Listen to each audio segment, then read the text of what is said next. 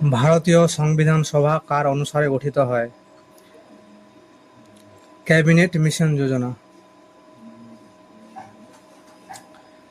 সংবিধান সভার প্রথম বৈঠক কবে হয়েছিল? 10 June 1946, 9 December 1946, 26 November 1946, 26 December 1946। 9 December 1946 সালে প্রথম সংবিধান সভার বৈঠক হয়। সংবিধান সভার স্থায়ী সদস্য কে ছিল? বি.আর. আম্বেদকর, মহাত্মা গান্ধী, রাজেন্দ্র প্রসাদ, সচ্চিদানন্দ সিনহা। রাজেন্দ্র প্রসাদ ছিলেন সংবিধান সভার স্থায়ী সদস্য। ভারতীয় সংবিধান সভার খসড়া কমিটির অধ্যক্ষ কে ছিলেন? B R. Ambedkar, J B. Kripalani, Jawaharlal Nehru, B N. Roy. B R. Ambedkar. ভারতীয় সংবিধান কবে থেকে পুরোপুরিভাবে কার্যকর হয়েছিল? 26 জানুয়ারি 1949, 26 নভেম্বর 1949, 26 জানুয়ারি 1950, 15 আগস্ট 1947। ভারতীয় সংবিধান পুরোপুরি কার্যকর হয় 26 জানুয়ারি 1950 সালে। ভারত গণতন্ত্র কবে হয়? ভারত গণতন্ত্র হয় 26 জানুয়ারি 1950 সালে। ভারতীয় সংবিধানের কোন অনুচ্ছেদে বলা হয়েছে যে ভারত তথা ইন্ডিয়া সমস্ত রাজ্যগুলির একটা সংঘ হবে? অনুচ্ছেদ 1-এ বলা হয়েছে যে ভারতীয় সংবিধানের কোন ধারায় আন্তঃরাষ্ট্রীয় শান্তির কথা বলা হয়েছে? ধারা 51-তে বলা হয়েছে আন্তঃরাষ্ট্রীয় শান্তির কথা। ভারতীয় সংঘে কোন রাজ্যকে সম্মিলিত করার অধিকার করা হয়েছে? অধিকার কার আছে? রাষ্ট্রপতি, সাংসদ, প্রধানমন্ত্রী না লোকসভার অধ্যক্ষ? সংসদের আছে। 1953 সালে গঠিত রাজ্য পুনর্গঠন আয়োগের অধ্যক্ষ কে ছিলেন?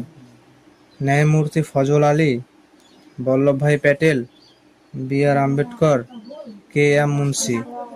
ন্যায়মূর্তি ফজল আলী ছিলেন রাজ্য পুনর্গঠন আয়োগের অধ্যক্ষ। ভাষার উপর ভিত্তি করে গঠিত ভারতের প্রথম রাজ্য কোনটি?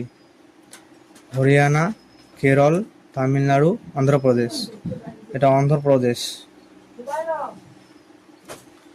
পন্ডিচেরিকে কোন সালে ভারতীয় সংঘতে সামিল করা হয়েছে?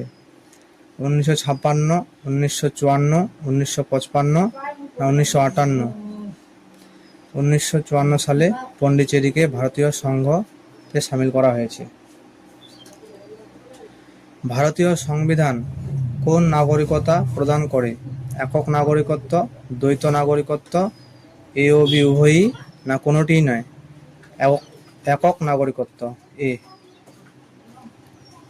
ভারতীয় সংবিধানের নাগরিকদের মূল অধিকার বর্ণিত করা হয়েছে কত নম্বর ধারায়?